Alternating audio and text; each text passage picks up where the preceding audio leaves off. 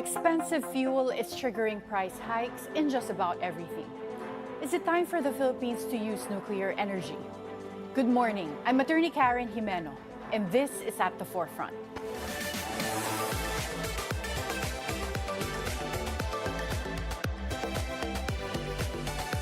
The Middle East crisis is far from over, after the peace negotiations between the U.S. and Iran stalled. For the Philippines, this means an extended fuel crisis. As the government continues to scramble for solutions, talks of reviving the Bataan Nuclear Power Plant are gaining traction. Is it time to tap nuclear energy, which advocates say is a cheaper alternative to fossil fuel for power generation? To answer this and other concerns, we'll be speaking with Pangasinan 2nd District Representative Mark Cojuangco. Good morning, Congressman Mark. Good morning, Attorney Karen. Thank you for having me. And thank you for being here. You're one of the people who has had a long history of years. studying Yes. and advocating for nuclear power. So let's start with high fuel prices, Yes. having revived talks about nuclear power. Yes. Do you think it's about time that we start to seriously look into reviving Bataan Nuclear Power Plant? Absolutely. It's long overdue. The shortages caused by the blockade of the Strait of Hormuz is an example of why nuclear is superior to fossil fuels. What you have in the Strait of Hormuz are thousands of ships bringing bulky fossil fuels to their destinations. In the case of nuclear, you would replace 50 ships of 50,000 tons each with one jeepney. And so you don't have this flotilla floating around the ocean delivering fossil fuels. In the case of the Philippines, we have a unique context because we are fossil fuel poor. We don't have coal here in the Philippines. We import it from Indonesia.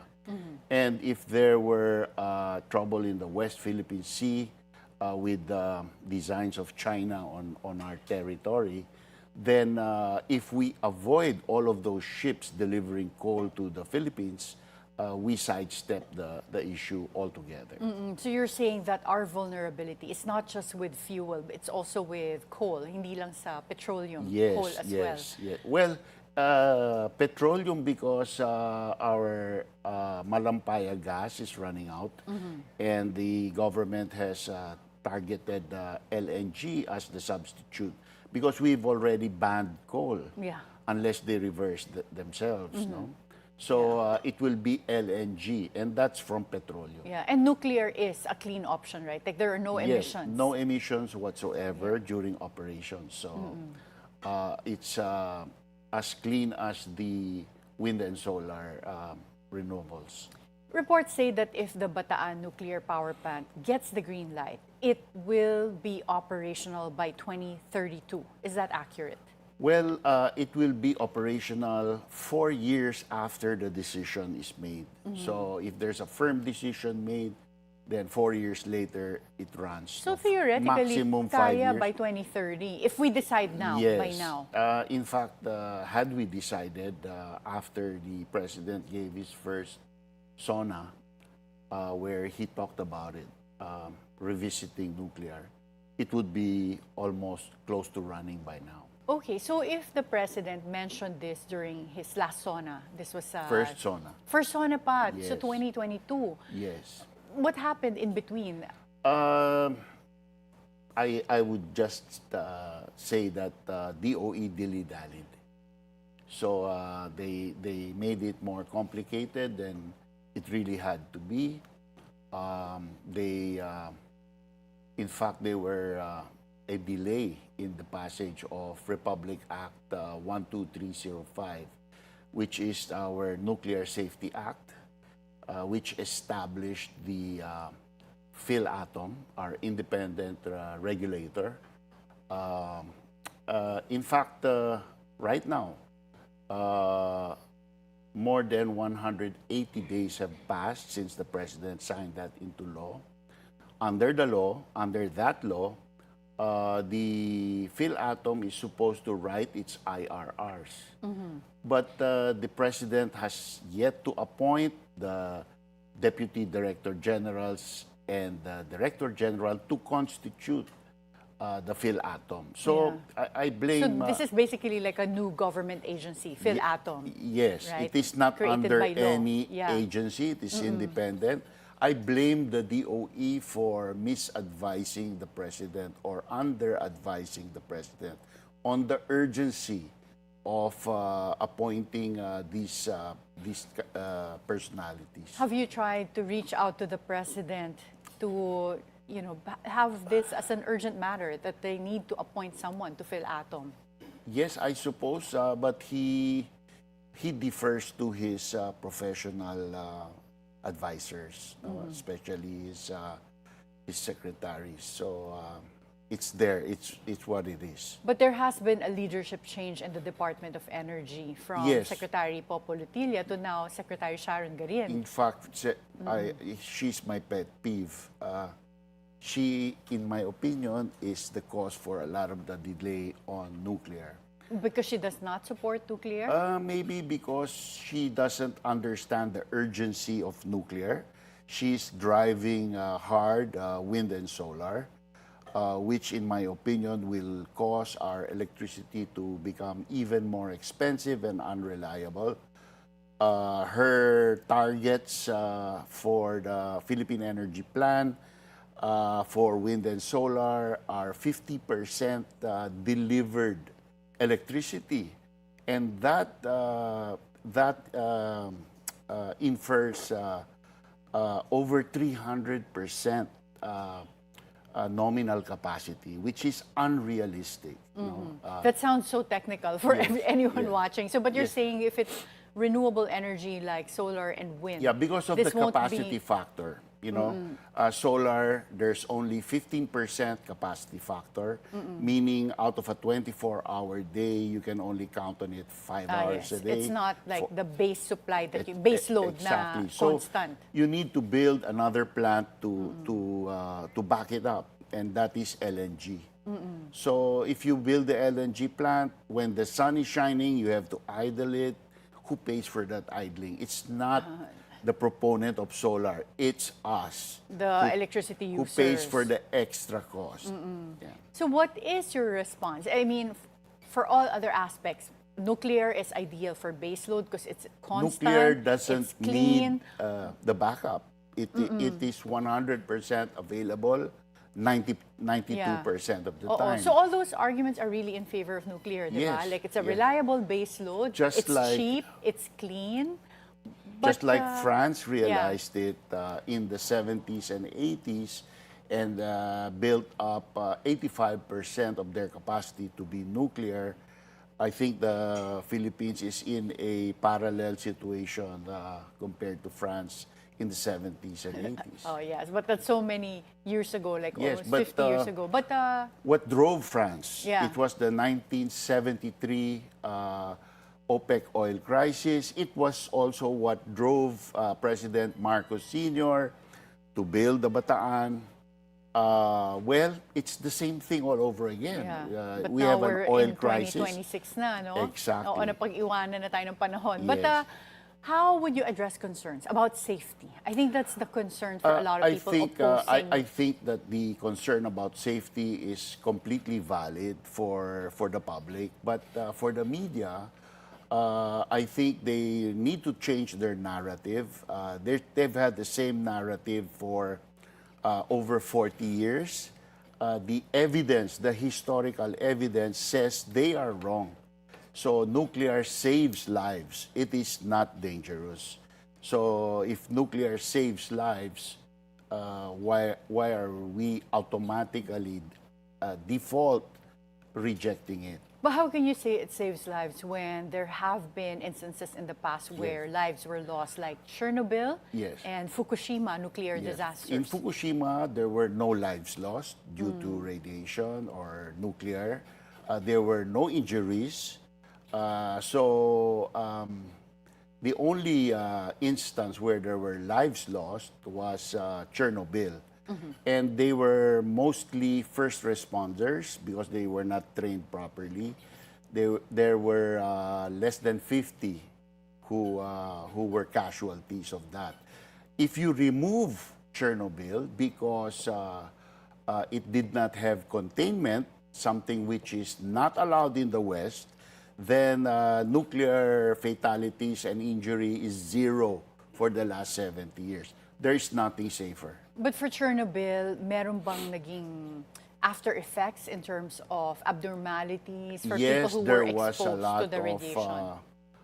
There was a lot of thyroid cancer because the children were allowed to drink contaminated milk.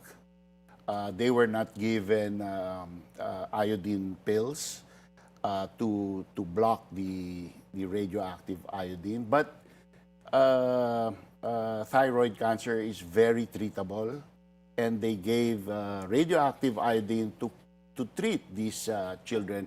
And the total casualty rate of 50 includes all the children who got thyroid cancer. Most of them were cured. Okay.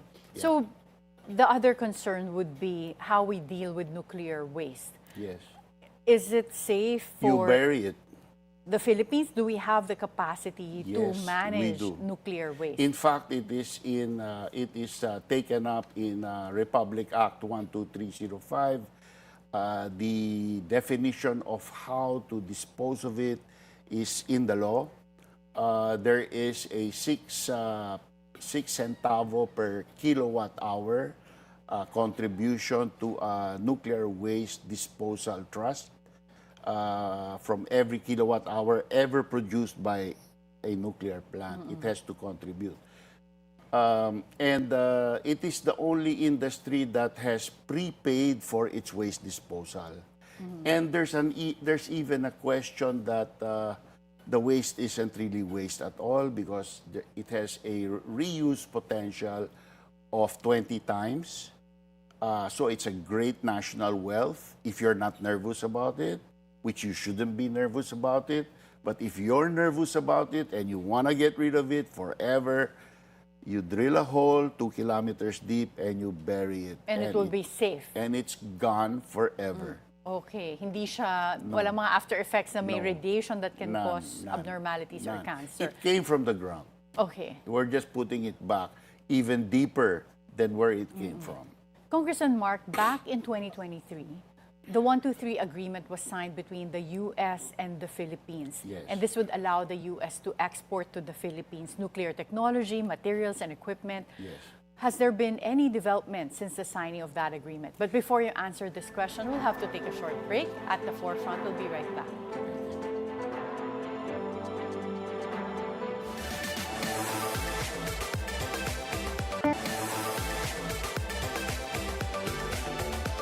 Welcome back at the forefront. We continue our conversation with Pangasinan 2nd District Representative Mark Cojuangco. Congressman Mark, in 2023, the U.S. and the Philippines signed the 123 agreement, which allowed the U.S. to export nuclear technology, equipment, and materials to the Philippines. Has there been any development since the signing of this agreement? There's been a lot of talk and support from the U.S. government for education and for other pre-nuclear activities.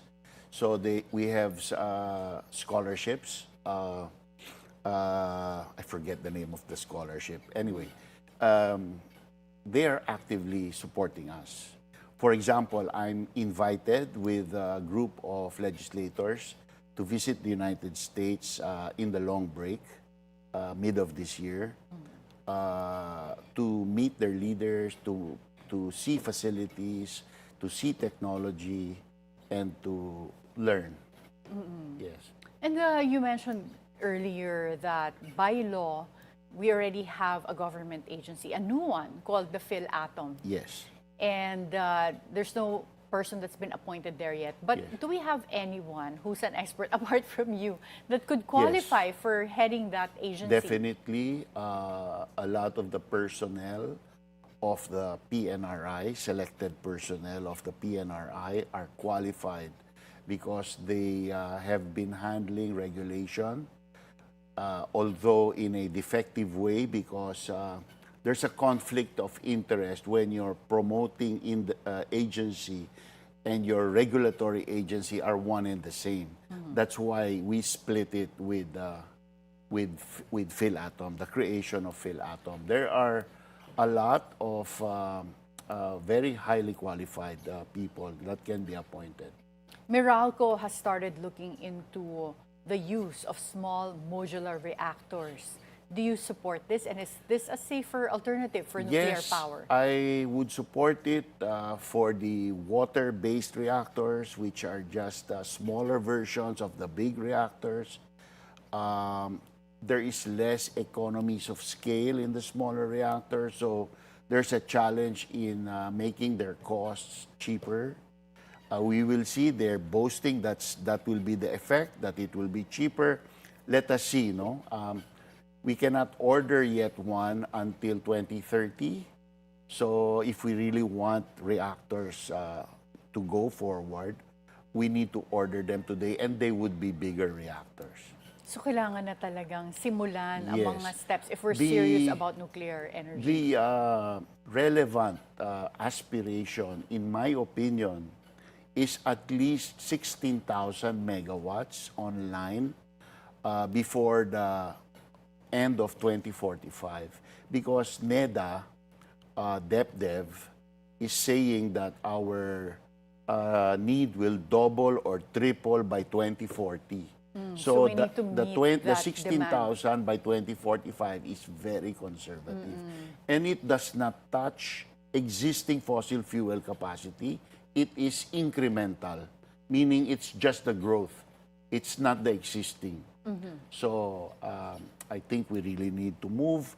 We need to order the first one today, and every year thereafter, another 1,000. So if you're talking about the urgency to decide now, what is the President's position on nuclear energy?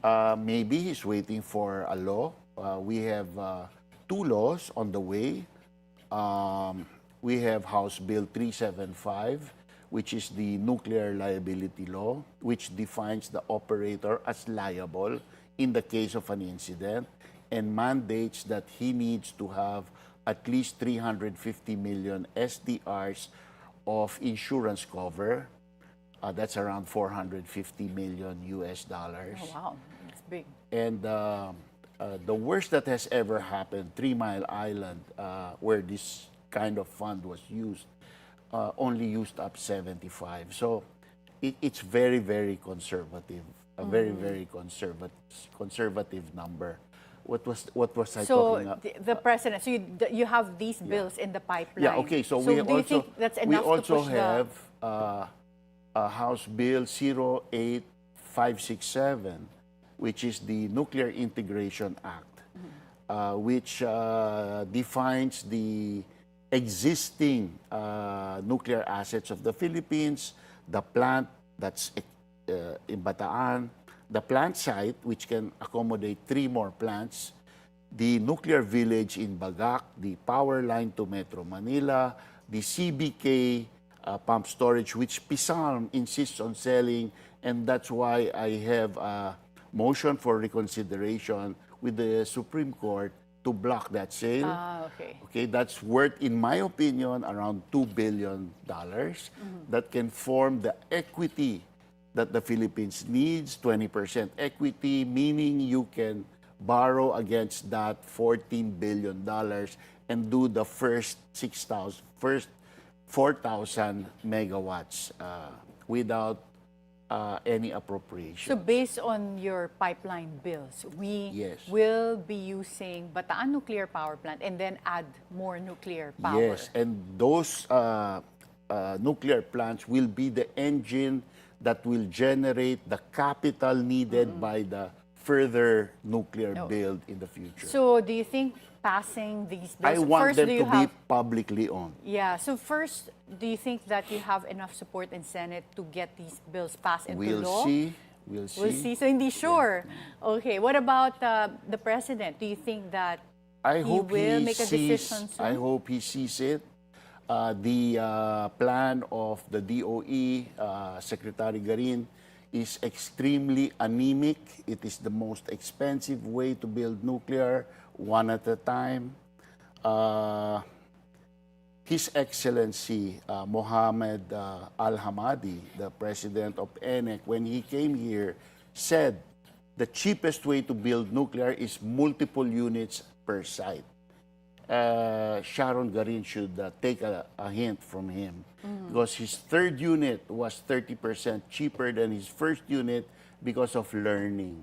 Okay. So, and what would be your response to people who are still opposing nuclear energy? we will based on never safety convince concerns? 100% of the people, but I think what's happening in the world today is a clear indication of the direction of the world. My big fear is that maunahan tayo sa order list, order book, and maging kulelat na naman tayo. We will have to wait decades again, ano? And every fossil fuel plant we build is a postponement of that capacity of nuclear for another 30 years. So wag na sanang mangyari, nangyari na noon, wag na sana mag-take two.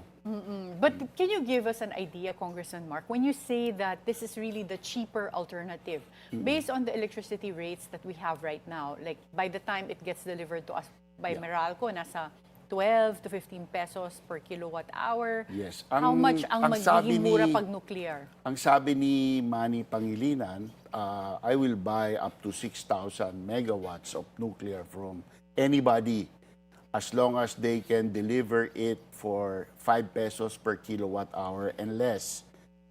Coal, 15-year contracts now is 7 pesos, more because of the happenings in the world today. That is for the 20-year capital recovery period.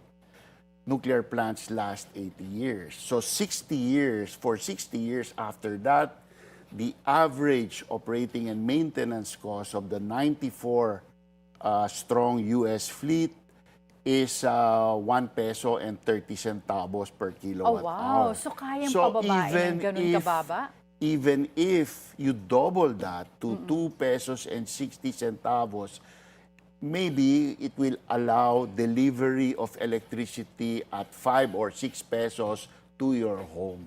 Wow, so less than half of But what we're that is paying only now. half of the story. Yeah.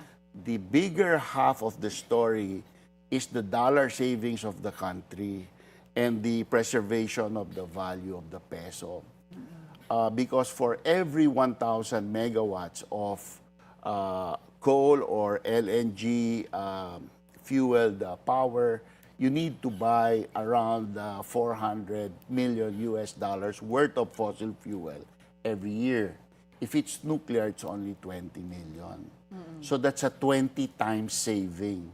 So that is billions of dollars in foreign exchange savings every year, so that you pressure the peso a lot less than what you're doing now. Yeah, so yung exchange rate din natin hindi ganun kataas with respect to the US dollar. Yes, And last week, we're out of time actually, but what would be your message to the President? Mr. President, the entire world is going nuclear. Many countries in Europe, Sweden, Finland, Belgium, the Netherlands, the UK, Italy, Poland are going nuclear. The United States has declared they need to quadruple nuclear by 2050. The previous administration in the United States said triple nuclear by 2050. So on either side of the aisle, it is pro-nuclear. Let us not lose this chance. Your father built this in response to the 1973 OPEC oil crisis. Now we have a new energy crisis caused by the war in Iran. It is timely to once and for all get this done. Okay, thank you so much, Congressman Mark. And on that note, maraming salamat po for your insights today. Thank you po. As global tensions continue to disrupt energy markets, the pressure is now on governments to find long-term, sustainable solutions. For the Philippines, the question is not just about managing a crisis, but about securing energy stability for the future. Is nuclear power the answer, or should the country double down on renewables and other alternatives? The decisions made today will shape not just power prices, but the country's energy security for decades to come. Be informed, be insightful of the news. I'm Attorney Jimeno. Always stay at the forefront.